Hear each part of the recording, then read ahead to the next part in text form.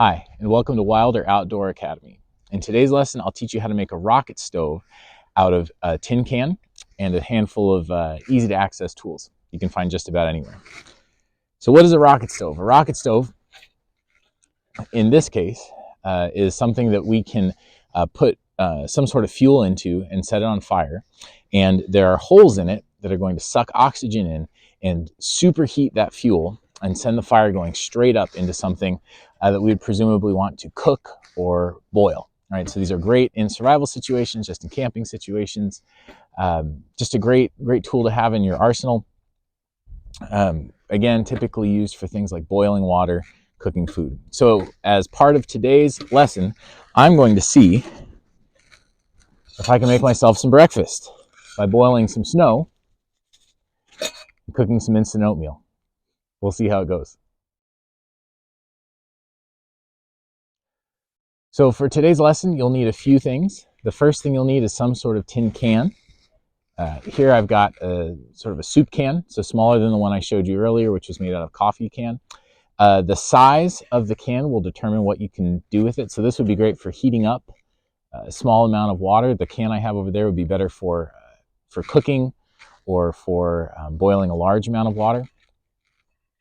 You'll want to take any wrapping off because, again, we're going to build a fire in this. It's going to get really hot.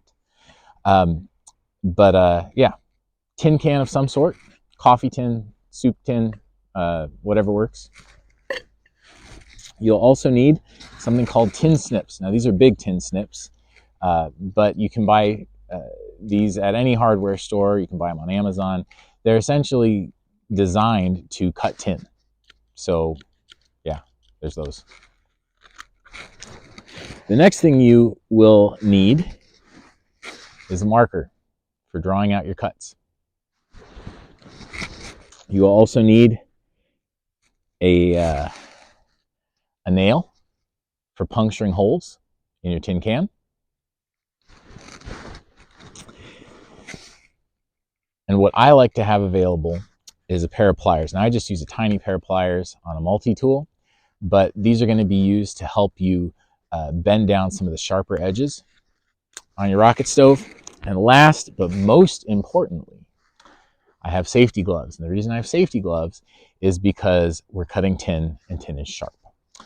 This can very much cut not just your hands, but your clothes, things like that. So be careful as you do this. If you are a kid, it might be good to have a parent help you. Parents, if you are helping your kids, best to provide a little bit of support here if you're able, but definitely want some safety gloves. So the first step is to take your marker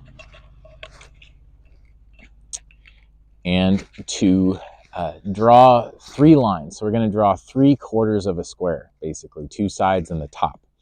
And we want it to be evenly spaced. And so what I'm going to do is I'm going to use these ridges as a guide. And I am going to leave about 1.5 inches at the top and a little over 1 inch at the bottom. So 1.5 inches at the top, 1.5 inches at the bottom. That'll work out. And I'm going to draw a straight line up with my marker.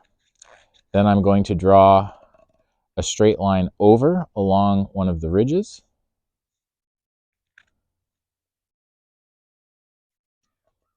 And I'm going to draw a similar line straight down to the same set of ridges that I drew the other line on. So if you can see this, 3 lines. My marker's not great, but hopefully that gives you the idea. The next set of lines that I'm going to draw are on the back. And typically, we'd want to put about 5 holes in here. This is a smaller tin, so I'm going to actually do 3. But on the exact opposite side of the shape you just drew, on the bottom, you're going to draw 3 triangles. 3 triangles. Again, if you've got a bigger tin, you want to use probably 5, but in this case we'll use 3 because our tin is smaller. And what these are going to do is these are going to serve as the holes that suck in air as our fire heats up and passes the heat and the oxygen straight through to the top, which is where whatever it is we're trying to cook will be. So 3 triangles. Again, marker's not real dark here. My apologies, but hopefully you can see this. 3 triangles. And last but not least, I'm going to draw several lines across the top of the can, across the open part of the can. So I like to use my square as a guide. Right above the square, or the 3 sides of a square that I drew, I will draw 1 line. For this tin, it should be about 1 inch down, because we want to leave enough metal. We're eventually going to cut this and fold it over, so we want enough metal up there to not cause the shape that we've cut here, or that we will cut here, to bend. Just as an example, you'll see here on this tin there's a lot of space between the top and the open part. We're going to want to do the same thing on this. And I'm going to draw another line on the other side. And then halfway in between those 2 lines on both sides, I'm going to draw another line. Do the same thing on the other side. And for this tin, that's pretty good. That should be enough. For the bigger tin, I draw 6. Or I should say I have, it would be, let's count them. 1, 2, 3, 4, 5, 6, 7, 8, 10. 10 cuts. Way more than 6. 10 cuts. And what we're going to do is we're going to use those cuts to create flaps that are going to not only let the fire breathe out the top, or the fire sort of go out from under our whatever it is we're cooking, but also we're going to fold some of that down so that it can hold whatever it is we're cooking. So once we've got our lines drawn, we get to cutting.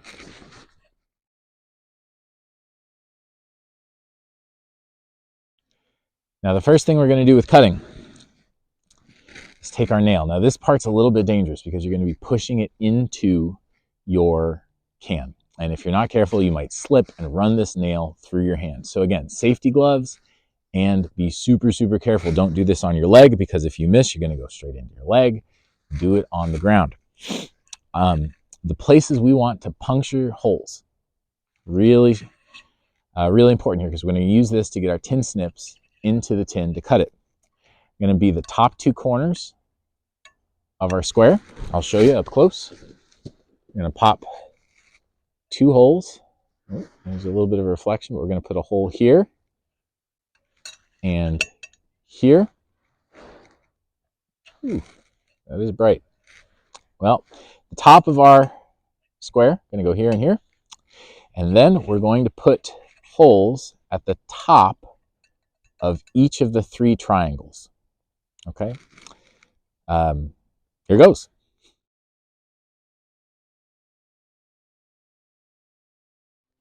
Okay, so as you can see, I've popped 2 holes at the corners of my almost square, and I've popped 3 holes at the tops of my triangles. Now, what I'm going to do is get my tin snips. I'm going to put my tin snips in each of these holes, like this. I'm going to cut along the lines. I'm going to cut out all of the shapes that I've cut, including the lines at the top and the triangles on the bottom.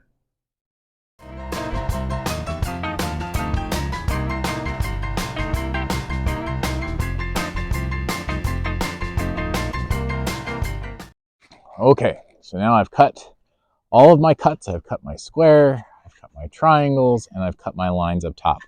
What I have is a lot of very dangerous sharp metal. So again, safety gloves. But I'm going to do a few things here very safely. Again, trying to avoid cutting myself. Now, if you have any really sharp edges, one thing that you can do and we'll do this once we get it kind of finalized here, is get your pliers. You can take your pliers and at least straighten out some of those sharp edges, or if you've got like really tight or really sharp edges, like almost like spear points, you can kind of fold those over and flatten them out just by kind of squeezing them like that. And you see I have a few of those here, and I want some of these to be flat because I'm about to handle all of the cuts that I just made. So if it's really sharp, again, just kind of fold it in. You can squeeze it to flatten it or straighten it, but just kind of use these pliers to rework that metal so it's a little safer.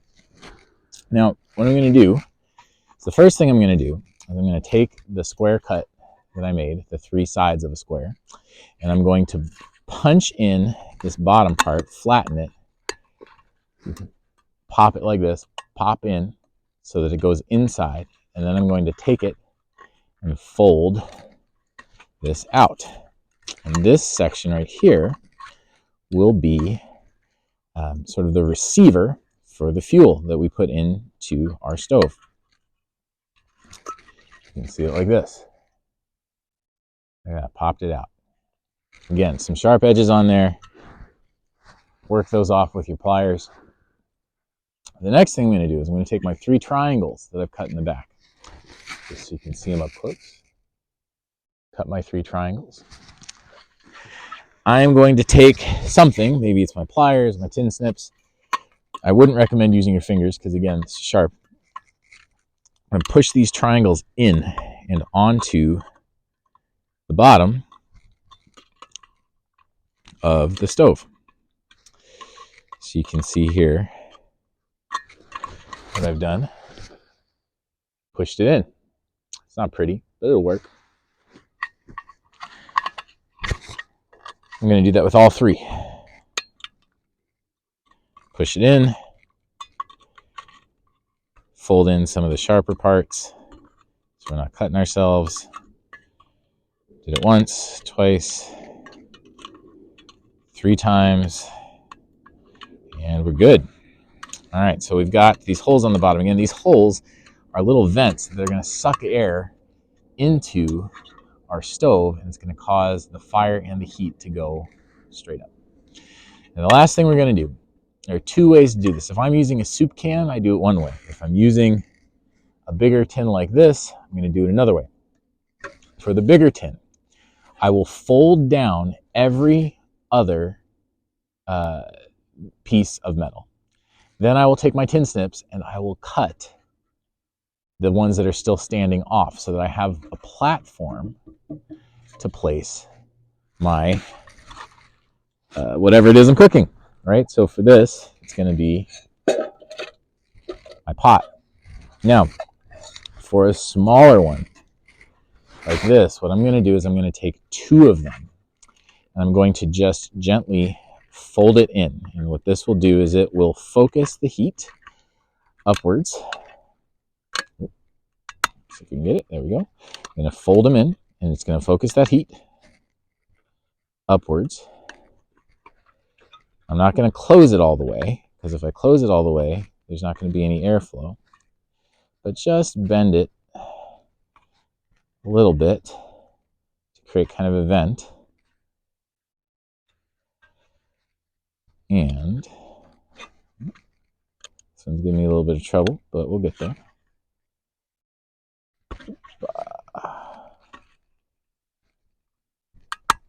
There we go. Create a little bit of a vent. Try not to crush the top. There we go. What will happen here is you will get a platform on which you can set your cup. So it should look like that. Got these 2 sides that it can sit on top. Now you see it's bent. This one bent at the top a little bit. Let me show you one that looks a little bit nicer. This is another one that I've used and that I built. can see the top here. It'll rest on top here. I've got my little vent folded in this way. So that brings me to my challenge. Can I cook using my stove? Let's see. Okay, so now it's time to try to cook something.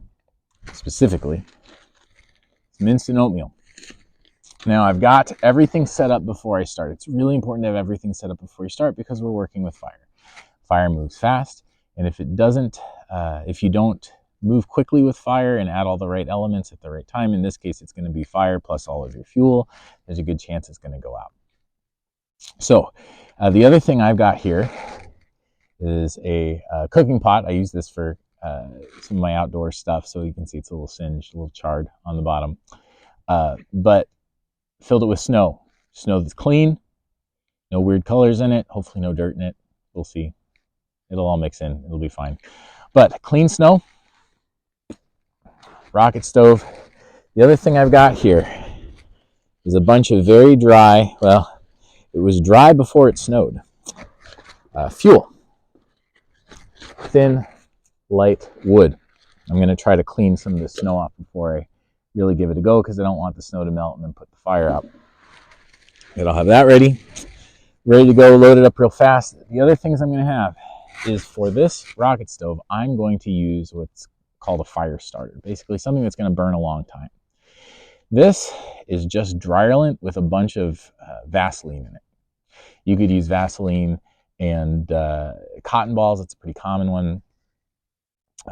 Lots of options here. Some people put paraffin wax in whether it's Dryer-Lint or they'll do it with like wood chips, things like that, or wood shavings. So lots of options, but you want a fire starter, something that's going to burn for a long time. I'm going to use matches for this one. And what I'm going to do, I'll do a time-lapse video here so it goes kind of fast, but I will put this here. I'll put my my fire starter right here. I'm going to light it. I'm going to shove it in so it starts burning. And then very quickly, I'm going to start sticking my fuel in. And once the fuel starts to burn, I'm actually going to add quite a bit to it. Now, I don't want to smother it. I don't want to smother the fire by adding so much in that there's no oxygen going to my fire starter, but I also don't want to just add a few pieces in there because what's going to happen is if we don't have enough wood in there, the fire isn't going to be able to get enough heat to start catching other wood on fire. So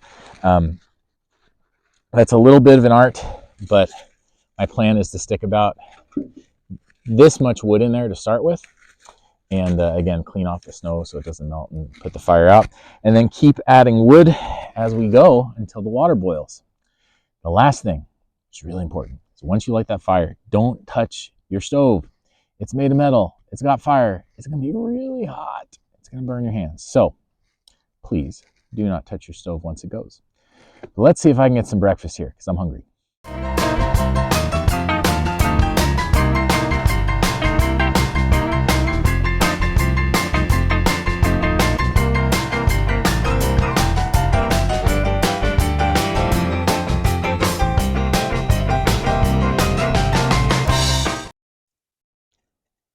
Ladies and gentlemen, the snow has melted and it is starting to boil. Check this out.